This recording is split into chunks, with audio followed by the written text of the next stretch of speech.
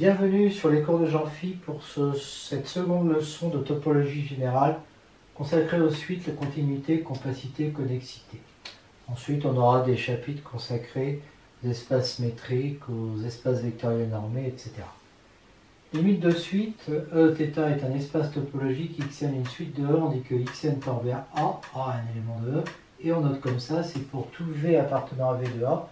Il existe une partie finie ou vide de n, telle que pour n appartenant à grand N moins cette partie, xn appartient à V, ce qui revient à dire qu'à partir d'un certain rang, les xn sont dans V, peu importe qu'on mette supérieur ou égal ou supérieur, parce qu'on passe de l'un à l'autre en remplaçant par grand N par n moins 1 ou n plus 1. A est une limite de la suite xn. On adapte la définition si xn est défini pour n supérieur ou égal à n0, en considérant la suite yn égale xn plus n0, qui donne alors xn a pour limite a, c'est seulement si y a pour limite yn a pour limite a, et ce qui équivaut à dire qu'il existe n supérieur ou égal à n0, tel que n supérieur ou égal à n, ou bien n supérieur à n, implique xn appartient à v.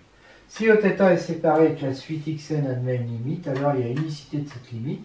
On dit alors que A est la limite de la suite xn, et on écrit ça. Démonstration, supposons qu'il y ait deux limites A et B, A différente B, comme l'espace est séparé, il y a un voisinage de A, un voisinage de B, tel que V inter W est égal à vide. Xn tend vers A, donc à partir d'un certain rang, xn appartient à V. Xn tend vers B, donc à partir d'un certain rang, xn appartient à W. Et pour n supérieur ou égal à n, ou sub n à n2, xn appartient au 2, ce qui n'est pas possible puisque V inter W égale vide, donc A égale B. ED est un espace métrique et donc séparé, donc si xn a une limite A, il n'a qu'une limite, c'est la limite. Eθ, un espace topologique quelconque, xn une suite de E et A appartenant à E, dire que xn tend vers A, ça équivaut à dire que quel que soit U appartenant à θ, donc quel que soit le logarithme contenant A, il existe n, tel que n supérieur ou égal à n, implique xn appartient à U.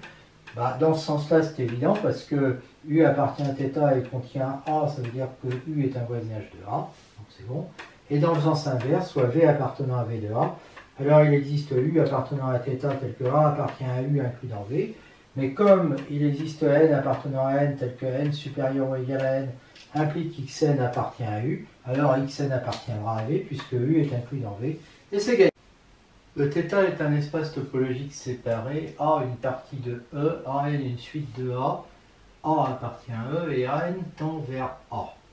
Alors, A appartient à l'adhérence de A. On dit que A est un point adhérent à grand A. Démonstration, si V est un voisinage de A, comme AN tend vers A, il existe un rang à partir duquel les AN appartiennent à V, donc V inter A va être non vide, donc A appartient à A. Eθ, un espace séparé et BVD, A inclus dans E et A appartenant à la barre, alors il existe une suite de A qui tend vers A. Démonstration, il est BVD, donc il existe une base BA de Bn, les Bn étant décroissants, Bn plus 1 est inclus dans Bn, de voisinage de A. Quel que soit n appartenant à n, Bn est inter A est différent de vide, parce que A appartient à barre et Bn appartient à V de A. Donc on choisit un xn appartenant à Bn inter A. On a ainsi une suite xn de A, soit V appartenant à V de A, il existe grand N appartenant à N, tel que A appartient à Bn, inclus dans V. Ça c'est parce que on a la base Bn de V de A. Et Bn est décroissant, donc pour n supérieur ou égal à grand N, B petit n sera inclus dans B grand N. Donc A appartient à B petit n, inclus dans B grand N, inclus dans V. Il appartient à B petit n parce que c'est une base de voisinage, donc le voisinage il contient A bien sûr. Donc on a ça en fait. Donc n supérieur ou égal à n implique que, puisque Bn est inclus dans V, ça implique que xn appartient à V. D'accord? Donc, récapitulons. Quel que soit V appartenant à V de A, on a su trouver un rang grand N à partir duquel xn appartient à V. Donc ça veut dire que xn tend vers A. Remarque, si A appartient à grand A, bah, il suffisait de prendre xn égale A quel que soit n. Eθ BVD est séparé, A inclus dans E, A appartenant à E. Alors on a cette équivalence qui provient des deux résultats précédents.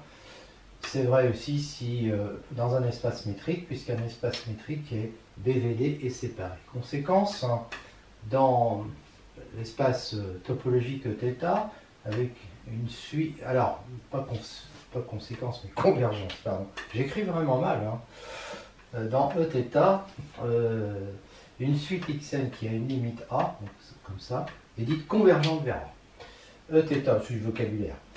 J'aurais dû le dire avant en plus. Eθ séparé, donc espace topologique séparé BVD, A inclus dans E, A non vide, alors A est fermé si et seulement si, tout de suite convergente de point de A, converge dans A. Démonstration.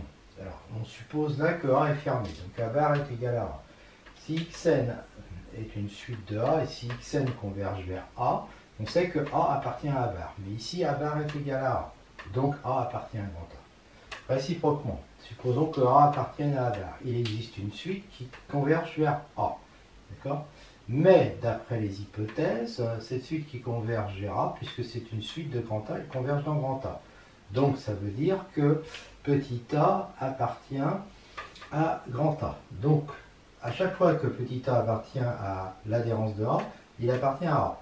Donc, A bar est inclus dans A, donc A bar égale A, donc A est fermé. Valeur d'adhérence, Eθ un espace topologique, on dit que A appartenant à E est une valeur d'adhérence d'une suite xn de E. Si, quel que soit V appartenant à V de A, il existe une infinité de n telle que xn appartient à V, une infinité de n. Ce qui équivaut à dire que quel que soit grand n, on peut en trouver un plus grand n, un n tel que xn appartient à V. Remarque que Eθ un espace topologique, xn une suite de E et A appartenant à E, dans la définition de xn tend vers A et dans celle de A est une valeur d'adhérence de xn, on peut mettre n supérieur à n ou n supérieur ou égal à n. Ça c'est évident parce qu'il suffit de changer n en n plus 1 ou en n moins 1. Petit 2, xn tend vers A, ça équivaut à dire que quel que soit un ouvert θ tel que A appartient à U, un ouvert U, pardon, tel que A appartient à U, il existe n tel que n supérieur à n, ou supérieur ou égal, peu importe, implique xn appartient à U. Dire, petit 3, que A est une valeur d'adhérence de xn, ça équivaut à dire que quel que soit U, un ouvert tel que A appartient à U, et quel que soit n appartenant à n, il existe n supérieur ou égal à n, ou n supérieur à n, tel que xn appartient à U. Démonstration, la première c'est qui est faite, la deuxième, dans un sens, si U appartient à θ et que A appartient à U, U appartient à Vθ, donc il existe n tel que n supérieur, il existe grand N tel que n supérieur à n, implique xn appartient à U. Réciproquement, eh bien, si V appartient à V de A, il existe un ouvert U de θ, donc tel que A appartient à U, est inclus dans V. Donc comme on sait qu'il existe n tel que n supérieur à n implique xn appartient à U, eh bien appartenant à U, il va appartenir à V. Et donc c'est terminé. Et en fait c'est exactement pareil pour valeur d'adhérence. Si on prend U dans ce sens-là, un ouvert et A appartenant à U, eh bien U va appartenir à V de A, donc quel que soit n, il existe n tel que xn appartient à U. Réciproquement, si V appartient à V de A, il existe un ouvert U tel que A appartient à U inclus dans V, et donc grâce à cet ouvert U, quel que soit n appartenant à n, il existe n supérieur à n tel que xn appartient à U, mais comme il va appartenir à U, il va appartenir à V, d'accord? D'où le résultat. Soit θ un espace topologique séparé, xn est une suite de E qui converge vers A, alors la limite A est une valeur d'adhérence de la suite xn, c'est évident. Quel que soit V appartenant à V de A, il existe n tel que n supérieur ou égal à n implique xn appartient à V, donc il n'y a rien à dire. Θ séparé et xn suite de E admettant une sous-suite xnk convergente vers A, alors A est une valeur d'adhérence de la suite xn. Si V appartient à V de A, il existe P appartenant à N, tel que K supérieur ou égal à P implique que xnk appartient à V, puisque la limite de xnk c'est égal à A, soit n appartenant à n, n1 le sup de P et de n. Alors k supérieur ou égal à n1 implique k supérieur ou égal à P implique xnk appartient à V. Donc pour n appartenant à n, il existe q égale nk. Q est bien supérieur ou égal à n, tel que xq appartient à V, donc A est bien une valeur d'adhérence de xn. Réciproquement, si Eθ est un espace séparé et BVD, alors, et que xn est une suite admettant une valeur d'adhérence, alors il existe une sous-suite xnk qui converge vers A. Démonstration, il est BVD, donc il admet une base décroissante de voisinage de A. A est une valeur d'adhérence de xn, donc pour n égale 0, on peut trouver n0 tel que xn0 appartient à B0, puis on peut trouver n1 supérieur à n0 tel que xn1 appartient à B1, etc. Et donc on construit par récurrence une suite nk telle que la suite nk telle que xnk appartient à bk. Et donc soit V appartenant à V de A, comme B est une base de V de A, il existe K tel que BK est inclus dans V. Alors pour P supérieur ou égal à K, xnp appartient à BP qui est inclus dans BK parce que la suite est décroissante qui est inclus dans V. Donc pour P supérieur ou égal à K, on a xnp qui appartient à V, donc la suite extraite xnk converge vers A. Eθ, un espace topologique séparé, xn une suite convergente de E de limite A, alors A est l'unique valeur d'adhérence de la suite xn. En effet, on a vu que A déjà est une valeur d'adhérence, soit B une autre valeur d'adhérence différente de A, comme E séparé, il existe un voisinage de A, un voisinage de B tel que V inter W est égal à vide. Il existe n, alors par ça c'est parce que la suite xn est convergente, il existe n tel que n supérieur ou égal à n implique xn appartient à V. Et donc, ensuite, comme on a B qui est une valeur d'adhérence, il existe P supérieur ou égal à N, tel que XP appartient à W. Donc, pour P supérieur ou égal à N,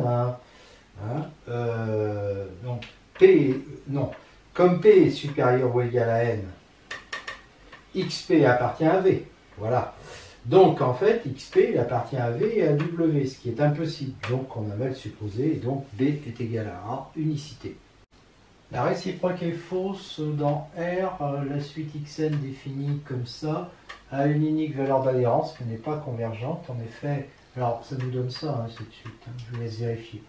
En effet, si R est positif, quel que soit n appartenant à n, il existe P supérieur ou égal à n tel que xp appartient à B0R, il suffit de prendre B égale 2k plus 1, tel que 1 sur 2k plus 1 est inférieur à R, ce qui marche pour k supérieur à 1 sur 2R. Donc O est bien une valeur 0 est bien une valeur d'adhérence de la suite xn, supposons que B soit une autre valeur d'adhérence. Alors supposons que B soit positif, après j'examinerai le cas B négatif. Et donc, supposons donc B supérieur à différent de 0, donc premier cas, B positif. Donc je prends R entre 0 et B. Supposons que, c'est-à-dire je le prends ici, supposons, prenons N appartenant à N, le sup de 1 sur B moins R, ça c'est positif, donc ça marche, et de ça. Pour N supérieur à N, on a soit N qui est pair, soit il est impair. S'il est pair, Xn est égal à 2P qui va être supérieur à N, qui va donc, et le n est supérieur ou égal à b plus r, donc le xn va être supérieur à b plus r, donc valeur absolue de xn moins b va être supérieur à r, donc xn n'appartient pas à la boule. Si n est égal à 2p plus 1, xn est égal à 1 sur 2p plus 1, et le 2p plus 1 il est supérieur à n, et le n il est inférieur ou égal à 1 sur b moins r, donc ça nous fait ça, et donc xn est inférieur à B moins R, et donc il n'appartient pas à la boule de centre B et de rayon R, qui je rappelle est un intervalle, hein, c'est B moins R, B plus R, et là c'était pareil. Donc B n'est pas une valeur d'adhérence de la suite. Xn a donc une... Alors, si B est négatif, ça ne peut pas être une valeur d'adhérence, parce que quel que soit n, Xn n'appartient pas à cette boule-là, de centre B et de rayon valeur absolue de B, car Xn moins B en valeur absolue est supérieur à B, car xn est supérieur à b plus valeur absolue de b qui vaut 0. D'accord? Voilà, donc 0 est la seule valeur d'adhérence, pourtant 0 n'est pas limite. Alors, si xn convergeait vers 0, on aurait il existe n appartenant à n, tel que pour n supérieur à n, xn appartient à boule de 0,1. Donc ça équivaut à dire ça. D'accord? Alors ça c'est faux, parce que si je prends n égale 2 facteur de n plus 1, il est supérieur à n. D'accord? Et xn est égal à 2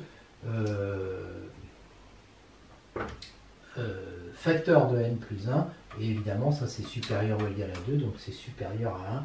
Donc on n'a pas ça. Si E est avec un espace topologique et xn une suite de E, l'ensemble des valeurs d'adhérence de xn, c'est ce gros ensemble-là qui est infermé parce que c'est une intersection de fermé. Démonstration, dire que A appartient à A, ça équivaut à dire que quel que soit K, A appartient à cet ensemble-là, ce qui équivaut à dire que quel que soit V appartenant à V de A et K appartenant à N, l'intersection entre cet ensemble et V est différente de vide, ce qui équivaut à dire que quel que soit V appartenant à V de A et quel que soit K appartenant à N, il existe un xn qui est là-dedans. Il existe n supérieur ou égal à k tel que xn appartient à V. Et ça équivaut exactement à dire que A est une valeur d'adhérence de xn.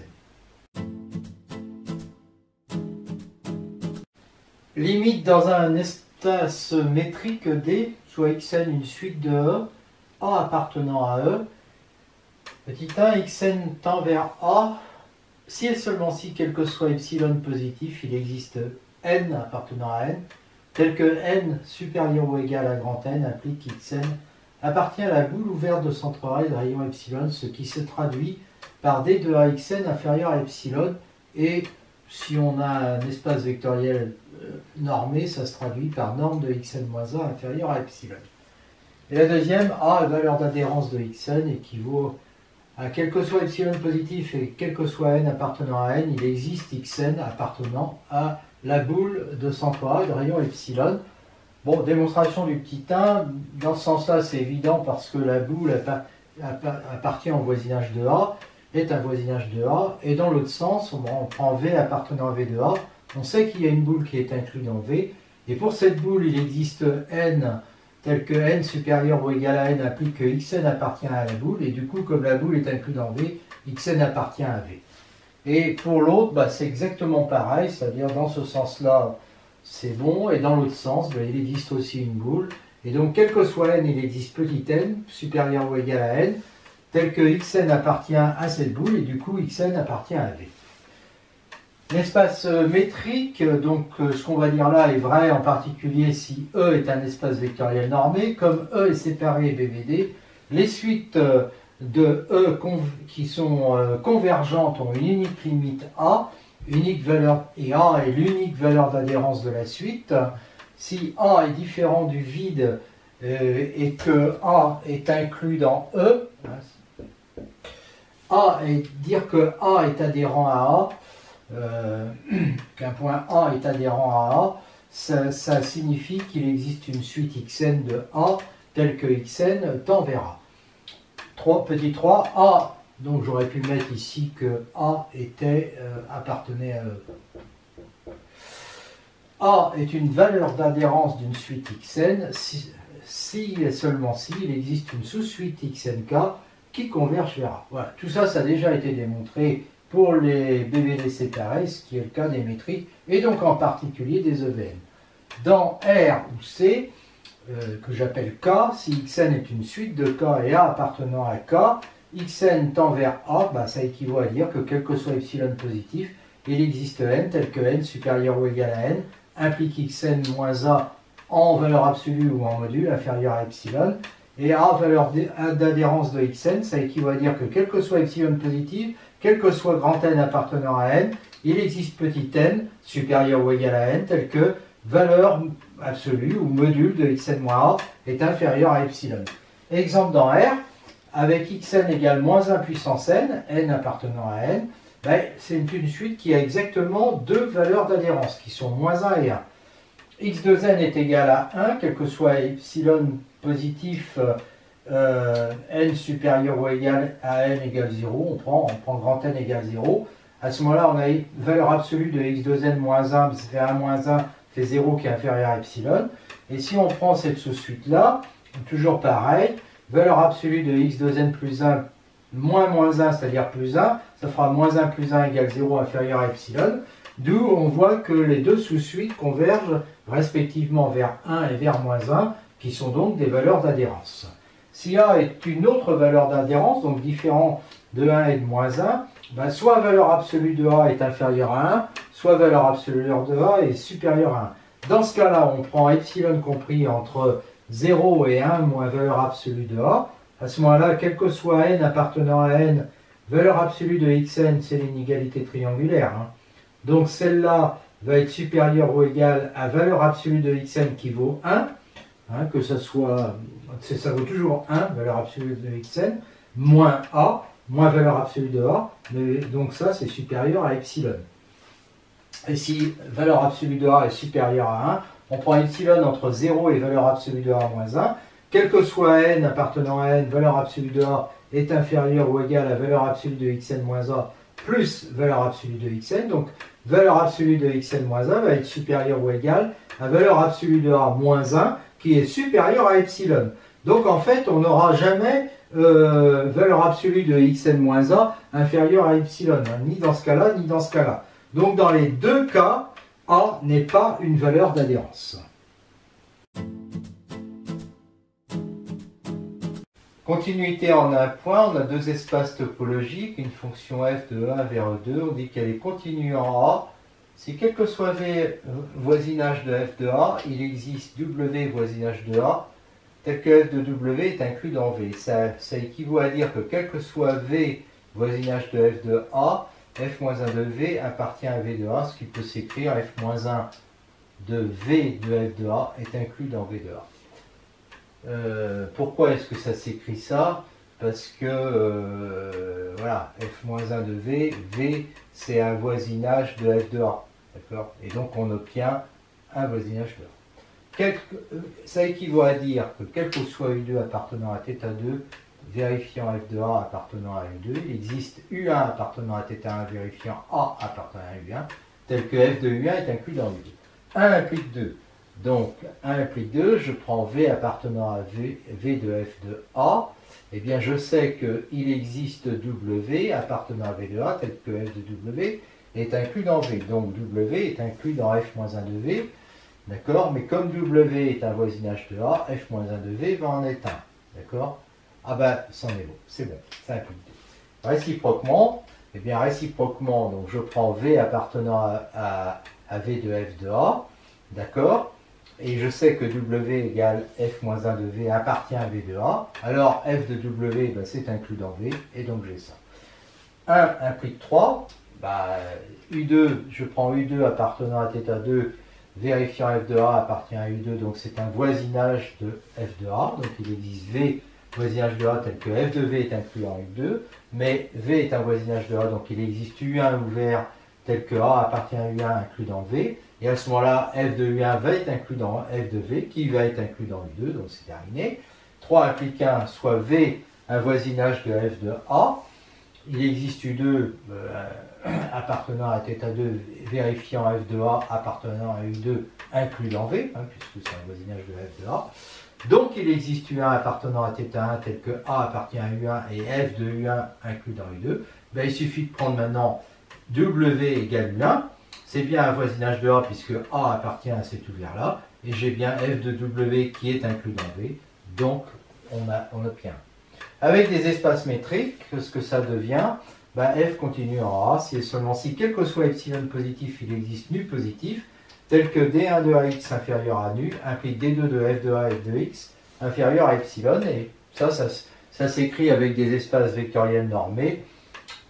F continue, si et seulement si, quel que soit epsilon positif, il existe nu positif, tel que N1 de x moins A de D de AX, D1 de AX est remplacé par ça, inférieur à epsilon, implique que N2 de f de x moins f de A inférieur à epsilon. Non, là c'est nu epsilon. Démonstration, eh bien, je prends epsilon positif, V, la boule de centre f de A et de rayon epsilon, c'est un voisinage de f de A, et f est continu. Donc il existe W appartenant à V de A, tel que f de W est inclus dans V. W appartient à V de A, donc il existe une boule centrée en A inclus dans W. Donc si je prends X tel que D1 de XA est inférieur à nu, alors X appartient à cette boule qui est inclus dans W. Et f de B va donc être inclus dans f de W, qui est inclus dans V. Donc f de X va appartenir à V, mais V c'est ça. Donc D2 de f de A, f de X est inférieur à epsilon. Et donc j'ai ça. Alors maintenant, ça implique ça. Eh bien, je prends un voisinage de f de A. Il existe epsilon positif tel que cette boule soit inclus dans V. Hein. Donc, il existe nu positif tel qu'on ait cette relation-là. Et je prends W égale la boule de centre A et de rayon nu, qui est bien un voisinage de A. Si X appartient à W, eh bien D1 de AX est inférieur à nu, donc D2 de f de X, f de A est inférieur à epsilon. Donc f de X appartient à cette boule qui est inclus dans V. Donc j'en déduis que f de W est inclus dans V. Et donc j'ai su trouver un voisinage W de A tel que f de W est inclus dans V. Donc f est continu en A. Soit f une application de 1 θ1 vers E2 θ2, deux espaces topologiques A appartenant à E. F est continu en A. Si f est continu en A, alors quel que soit pour tout de suite xn convergeant vers A dans E1D1, E1 θ1, la suite f de xn converge vers f de A dans E2 θ2. Ça implique ça. Réciproquement, si E1 θ1 est BVD, donc il faut rajouter cette condition. Alors, si à chaque fois qu'on a une suite xn qui converge vers A, la suite f de xn converge vers f de A, on peut dire que f est continu en A. Démonstration, xn tend vers A dans E1, donc soit V appartenant à un voisinage de f de A, comme f est continu en A, il existe W, un voisinage de A tel que f de W est inclus dans V. Et comme elles convergent, il existe n tel que n supérieur ou égal à n implique xn appartient à W. Mais alors f de xn appartient à f de W, donc à V. D'accord? Et donc, bah, ça y est, à partir d'un certain rang, tous les f de xn appartiennent à W, hein, qu'on a choisi au départ, à V, qu'on a choisi au départ. Donc on peut dire que la suite f de xn converge vers f de A. Réciproquement, si l'espace est BVD, on peut donc avoir une base Bn décroissante de voisinage de A, et supposons que f ne soit pas continu en A. Alors, on fait le contraire de quel que soit V, il existe V appartenant à V de f de A, tel que quel que soit W appartenant à V de A, f de W n'est pas inclus dans V. Donc on choisit W égale Bn, ce qui nous donne que f de Bn n'est pas inclus dans V. Ça veut dire qu'il existe un xn, on en prend un, il existe un xn appartenant à Bn, tel que f de xn n'appartient pas à V. Et on s'intéresse à la suite xn. Quel que soit W appartenant à V de A, il existe n appartenant à n, tel que Bn est inclus dans W. Ça vient du fait que la suite, que Bn est une base de V de A. Mais comme elle est décroissante, cette base, n supérieur ou égal à n, implique que Bn est inclus dans B grand N, est inclus dans W. D'accord? Donc, quel que soit W appartenant à V de A, il existe n appartenant à n, tel que si n est supérieur ou égal à n, xn alors comme xn appartient à Bn, puisque, d'accord? Donc xn appartient à Bn, donc et Bn est inclus dans W, donc xn appartient à W. Donc la suite xk tend vers A, d'accord? Puisque quel que soit le voisinage, à partir d'un certain rang, les xn sont dans W. La suite xn tend vers A. Donc d'après les hypothèses, la suite f de xk ou f de xn tend vers f de A. Donc si V, alors V appartient à, d'accord? V appartient à f de A. Donc il existe n appartenant à n, tel que pour n supérieur ou égal à n, f de xn appartient à V. Mais ça c'est faux, parce que f de xn n'est jamais dans V. D'accord? Donc f, on a mal supposé, on avait supposé f non continuera, donc f est continuera, d'où le résultat. Conséquence, si f de des espaces métriques, de l'espace métrique E1D1 vers l'espace métrique E2D2, ou bien de l'EVN E1N1 vers le VN E2N2, hein, et que A appartient à E1. Donc là, on est dans des espaces enfin E1D1, même l'autre, hein, on s'en fiche. Le premier, en tout cas, il est BVD. Donc là, on peut dire qu'on a l'équivalence. Donc F continu en A équivaut à, quelle que soit la suite Xn convergeant vers A, la suite F de Xn converge vers F de A. Donc, on appelle une fonction continue donc d'un espace topologique E1 θ1 vers l'espace topologique de θ2. On dit qu'elle est continue si F est continu en tout point de E1, ce qui n'est pas surprenant. F, on dit que F est un homéomorphisme si F est une bijection et si F et F-1, sa réciproque, sont continus. Attention, alors la réciproque évidemment elle va de E2 vers E1. Hein. Attention, F continu n'implique pas que F-1 est continu. On verra après. Voilà, on dit que deux espaces topologiques E1 θ1, E2 θ2 sont homéomorphes s'il existe un homéomorphisme de E1 θ1 vers E2 θ2. Remarque, si F est un homéomorphisme de E1 vers E2, alors F-1 est un homéomorphisme de E2 vers E1, parce que F est bijectif, donc F-1 est bijectif, F-1 est continu, et la réciproque de F-1, c'est F qui est continu. Tout est vérifié. On a F de 1 vers E2. F, dire que... Alors, petit 1, c'est F est continu. Petit 2, c'est la phrase F-1 θ2 est inclus dans θ1, c'est-à-dire l'image réciproque de n'importe quel ouvert de θ2 est un ouvert de θ1. La phrase 3, c'est quel que soit X appartenant à E1 et quel que soit V appartenant à V un voisinage de f de x, f-1 de v est un voisinage de x. Et la phrase 4, c'est l'image réciproque d'un fermé de 2 est un fermé de 1. Quel que soit les deux fermés de 2, f-1 de f2 est fermé de 1. Eh bien, 1 équivaut à 2, équivaut à 3, équivaut à 4. Alors, ce qu'il faut, c'est très important. Hein. F est continu si et seulement si l'image réciproque d'un ouvert de 2 est un ouvert de 1. Si et seulement si, donc, l'image réciproque d'un fermé de 2 est un fermé de 1. Si et seulement si l'image réciproque d'un voisinage de f de x est un voisinage de x. Démonstration 1 implique 3. F est donc continu, quel que soit x appartenant à E1, donc quel que soit v appartenant à v de f de x, il existe w appartenant à v de x tel que f de w est inclus dans v, donc w va être inclus dans f-1 de v, mais w appartient à v de x, donc f-1 de v qui contient w appartient à v de x, et c'est terminé. 3 implique 2, quel que soit u2 appartenant à θ2, bah, si f-1 de u2 égale vide, alors c'est terminé, il appartient à θ1, sinon on prend x appartenant à f-1 de u2. Donc f de x appartient à u2, et u2 est un ouvert, donc u2 appartient à v de f de x. Donc f-1 de u2 appartient à v de x. Donc, si x appartient à f-1 de u2, on vient de voir que f-1 de u2 appartient à v de x. Ça veut dire que f-1 de u2 est voisinage de chacun de ces points. Donc f-1 de u2 appartient à θ1.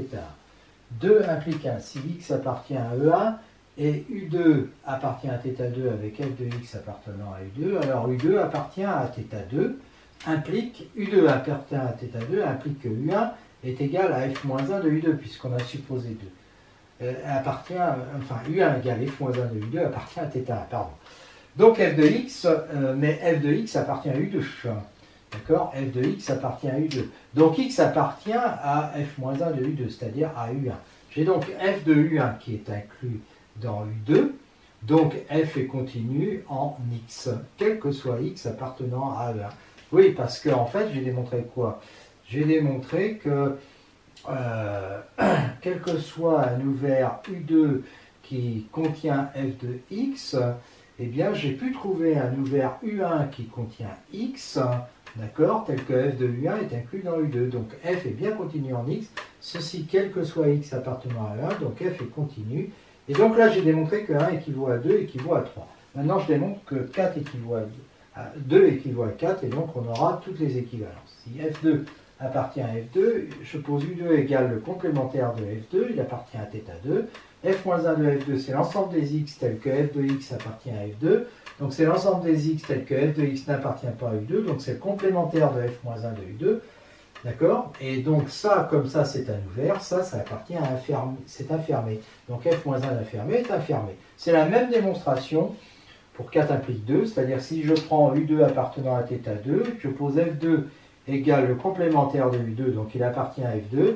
Je fais f-1 de u2, ben c'est l'ensemble des x appartenant à 1 tel que f de x appartient à u2.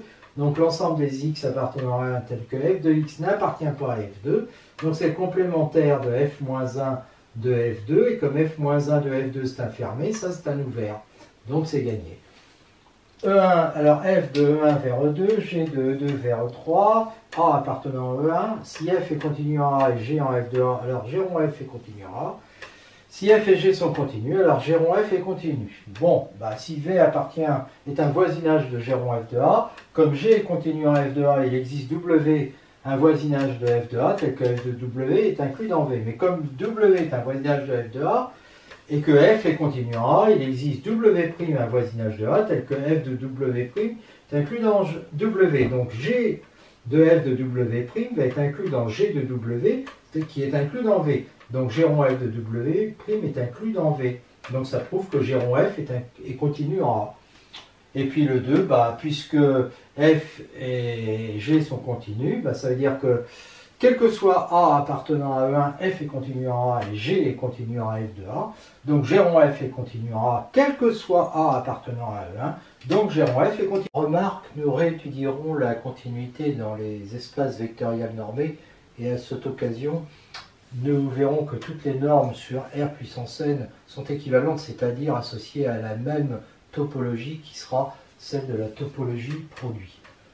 Et que les fonctions définies sur un intervalle I de R du type x donne xa plus b où A et b appartiennent à Rn sont continues et que les endomorphismes de R puissance n sont aussi continus. Translation, homothétie, symétrie, rotation, etc.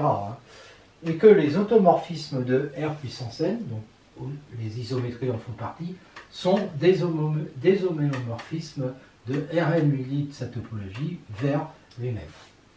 Donc ça, ce sont des résultats qu'on va pouvoir utiliser dans des exemples et des contre-exemples. Conséquence, la composée de deux homéomorphismes est un homéomorphisme. On a F, G, des homéomorphismes. F et G sont bijectifs, donc G rond F aussi. F et G sont continus, donc G rond F aussi. F-1, G-1 sont continus, donc F-1 rond G-1 aussi. Et comme ça, c'est égal à G rond F-1, elle est continue. Donc j'ai G rond F bijectif, G rond F continue et sa réciproque continue, donc c'est un homéomorphisme. Si F va de E1 vers E2, deux espaces topologiques, et que B2 est une base de θ2, alors F continue en A appartenant à E1 équivaut à dire que quel que soit U2 appartenant à B2, tel que F de A appartient à U2, il existe U1 appartenant à θ1 tel que X appartient à U1, et F de U1 est inclus dans U2. Et petit 2, F continue, ça équivaut à dire que F-1 de U2 appartient à θ1, quel que soit U2 appartenant à B2, ce qui équivaut à dire que F-1 de B2 est inclus dans θ1. Donc la première, si je prends U2 tel que F de A appartient à U2, ben, U2 il appartient à B2, donc il appartient à θ2, et comme F est continu en A, il existe U1 appartenant à θ1, tel que X appartient à U1, et F de U1 est inclus dans U2, donc c'est gagné. Et la réciproque, si U2 appartient à θ2, F de X appartenant à U2, on sait qu'il existe B2, tel que F de X appartient à B2 inclus dans U2. Et donc il va exister U1 appartenant à θ1 tel que X appartient à U1 et F de U1 inclus dans B2, donc F de U1 sera inclus dans U2, donc F sera continu en A. Petit 2, supposons F continue, donc F-1 de U2 appartient à θ1, quel que soit U2 appartient à θ2, ça sera donc en particulier vrai si U2 appartient à B2, puisque B2 est inclus dans θ2, donc j'aurai bien ça. Et réciproquement, si U2 appartient à θ2, eh bien U2 va être une réunion de WI, I appartenant à I, où les WI appartiennent à B2. Et donc f-1 de U2 sera l'union des f-1 de WI, I appartenant à I, mais chacun des f-1 de WI appartient à θ1, parce que c'est l'hypothèse qu'on s'est donnée. Donc l'union va appartenir à θ1, c'est une union quelconque du R. Donc f-1 de U2 appartient à θ1, quel que soit U2 appartenant à θ2, ce qui veut bien dire que f est continu.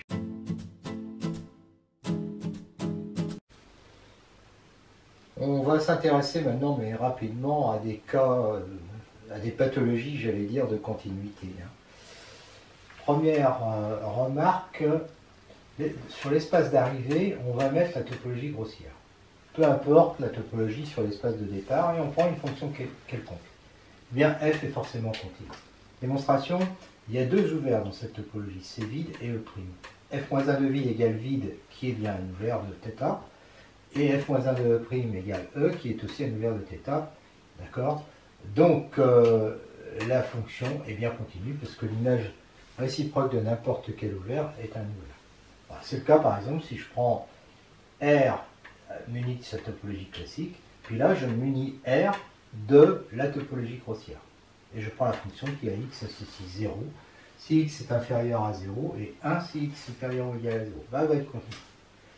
Remarque, là maintenant, je change, je mets la topologie discrète sur cet ensemble E, donc c'est P de E, et là, n'importe quelle topologie sur l'ensemble d'arrivée. Et je prends une fonction quelconque. Alors, elle est forcément continue. En effet, quel que soit U' appartenant à θ', f-1 de U' est forcément une partie de E, donc ça appartient à T. Voilà. Donc exemple, je prends R muni de cette topologie discrète, et puis la fonction f, donc qui arrive dans R, θR, avec f de x égale 0, toujours la même chose. Allez, continue. Remarque, maintenant ça va être un troisième cas qui est différent des deux premiers, mais tout aussi pathologique. Différent de vide, et f, une fonction de E vers E', θ', un espace topologique, mais dans laquelle θ' c'est P de E. Donc là j'installe la topologie discrète, mais cette fois-ci dans l'ensemble d'arrivée. On considère T, parce que pour le moment il n'y a pas de topologie sur E. Bien sûr, E, je prends T égale l'ensemble des f-1 de x, où x sont des parties de E'. C'est une topologie, et f est continu pour cette topologie. Vide égale f-1 de vide, donc ça appartient à T. E égale f-1 de E', ça appartient à T. Si A est égal à f-1 de x appartient à T, et B égale f-1 de y appartient à T, c'est-à-dire que x et y sont des parties de E'. A égale f-1 de x inter y, x inter y appartient à E'. Donc ça appartient à T. Pareil, si je prends une famille d'éléments, chaque AI est un f-1 de xi, où xi est inclus dans E'. Donc l'union des AI est égale à f-1 l'union des xi. Et puis ça c'est inclus dans E', donc ça appartient à T, et T est une topologie. Bon, ben évidemment, quel que soit U, tout a été fait pour, appartenant à θ' égale P de E, f-1 de U appartient à T, donc F est continu de T vers E', θ'. Bon, bah, on peut toujours donner le même exemple, je prends E égale E' égale R, et je prends F qui va de RT, donc T c'est cette topologie-là. On verra que ça s'appelle la topologie initiale par rapport à celle qui est ici. Et on prend R égale θ', donc la topologie sur R à l'arrivée c'est θ' égale P de R, et donc cette fonction va être continue.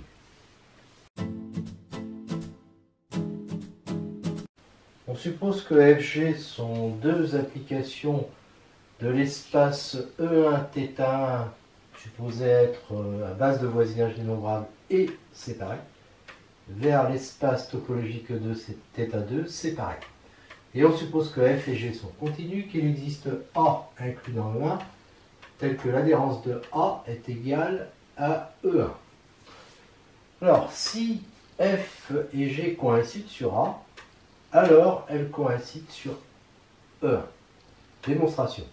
X appartenant à E1, qui est égal à l'adhérence de A, et E1 est à base de voisinage dénombrable. Donc on sait qu'il existe une suite xn de A qui converge vers X. F et G sont continus. Donc F de xn converge vers F de X, et G de xn vers G de X. Mais quel que soit n, comme xn appartient à A, f de xn est égal à g de xn. Donc les suites, ces deux suites-là coïncident. Donc elles vont avoir la même limite, puisqu'il y a unicité de la limite, parce que E2 θ2 est séparé. Ça, c'est des suites qui sont dans E2 θ2. Donc la limite de f de xn est égale à la limite de g de xn, et donc f de x, hein, la limite de f de xn, c'est f de x, la limite de g de xn, c'est g de x, hein, à cause de l'unicité. Donc, quel que soit x appartenant à E1, f est égal à g. Démonstration, comparaison, pardon, de deux topologies θ, θ'O. Je suis enrhumé, hein, c'est pour ça que c'est pas terrible aujourd'hui. Sur le même ensemble E non vide. On dit que la topologie θ est plus fine que la topologie θ' si θ' est inclus dans θ. Alors, on a 6 propositions là, quel que soit x appartenant à E, l'ensemble des voisinages de x pour θ' est inclus dans l'ensemble des voisinages de x pour θ. Les ouverts de θ', l'ensemble des fermés de θ' est inclus dans l'ensemble des fermés θ. Quel que soit A inclus dans E, l'intérieur de A pour θ' est inclus dans l'intérieur de A pour θ est inclus dans A, est inclus dans l'adhérence de A pour θ, est inclus dans l'adhérence de A pour θ'. Quel que soit A inclus dans E, la frontière de A pour θ est inclus dans la frontière de A pour θ'. Petit 5, si Eθ' est séparé, alors Eθ est séparé. Petit 6, Eθ séparable implique que Eθ' est séparable. Eh bien, allons-y. Démonstration du petit a d'abord. Donc on prend, il faut démontrer ça, donc on prend un voisinage V appartenant à V de x pour θ', il existe U appartenant à θ', tel que l'on est ça. Mais comme θ' est inclus dans θ, ce U il appartient à θ. Et donc on a ça avec U qui appartient à θ, donc V appartient au voisinage de x pour θ. Et ça, quel que soit V appartenant à voisinage de x pour θ', donc on a bien cette inclusion. Si on prend F un fermé pour θ', son complémentaire est un ouvert pour θ', et θ' est inclus dans θ, donc U appartient à θ. Donc son complémentaire, qui est égal à F, va être un fermé pour θ. Quel que soit F appartenant à ça, on a F qui appartient à ça. Donc Fθ' est inclus dans Fθ. L'intérieur de A pour θ', c'est la réunion des x appartenant à θ', x inclus dans A.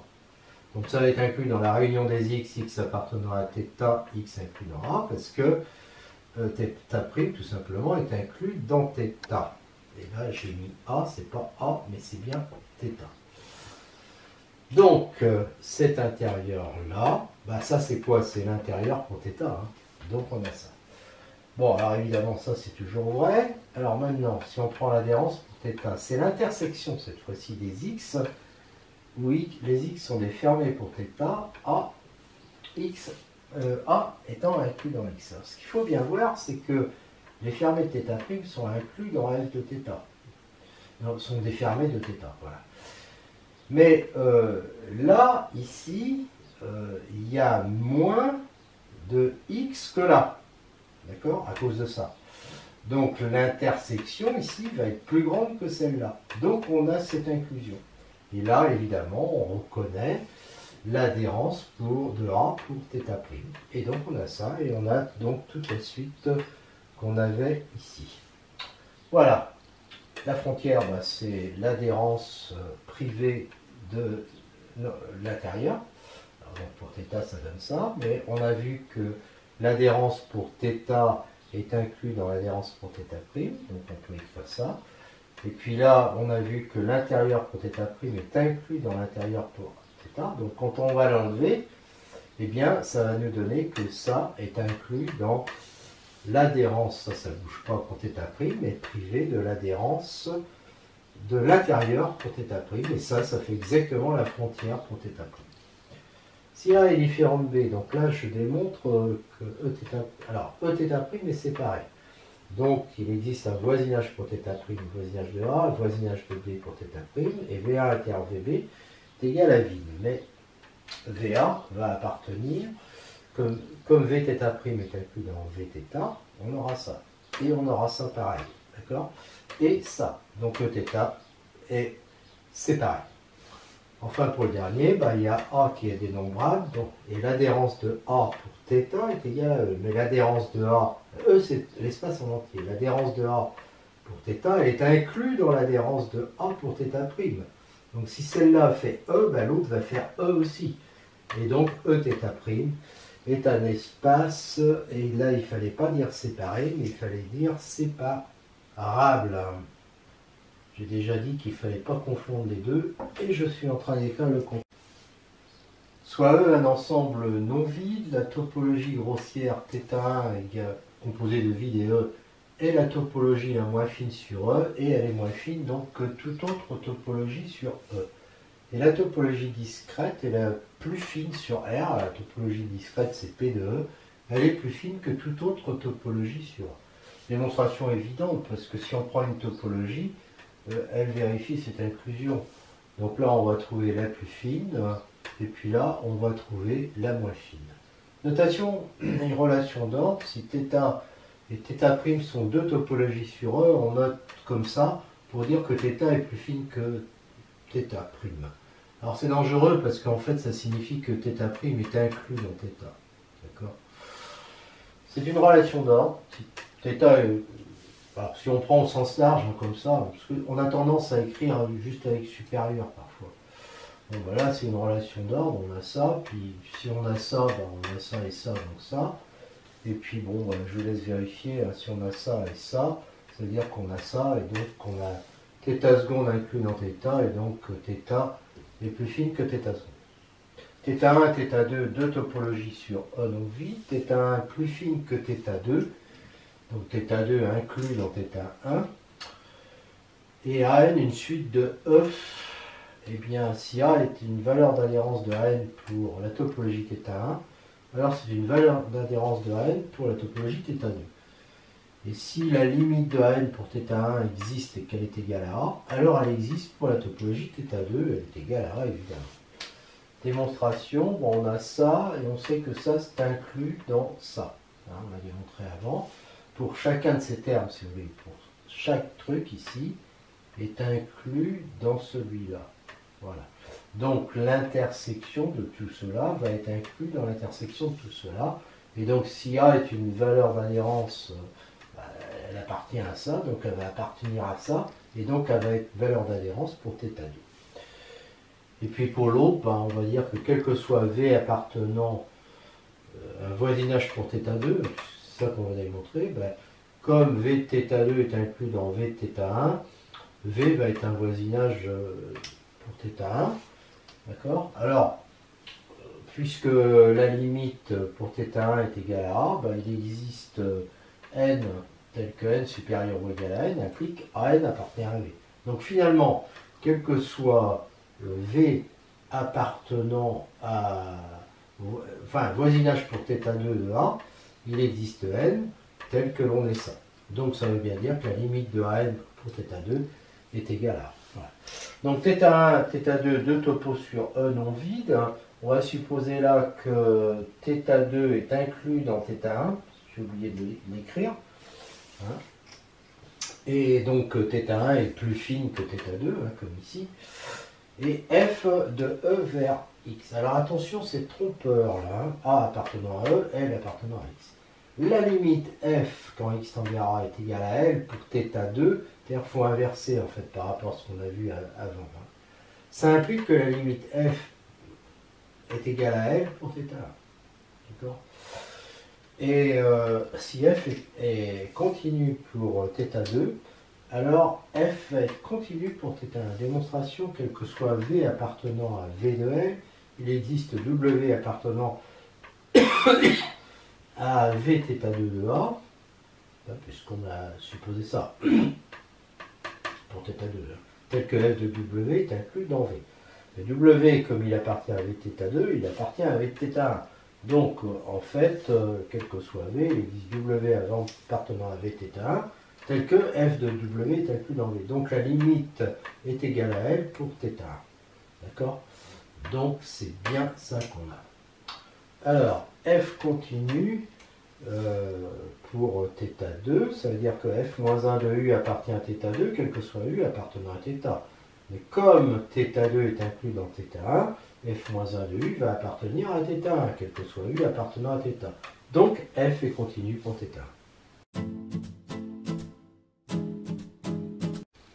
Remarque que dans K égale R ou C qui sont des EVN, on a vu que f est continu en x0 si, quel que soit epsilon positif, il existe nu tel que ça implique ça.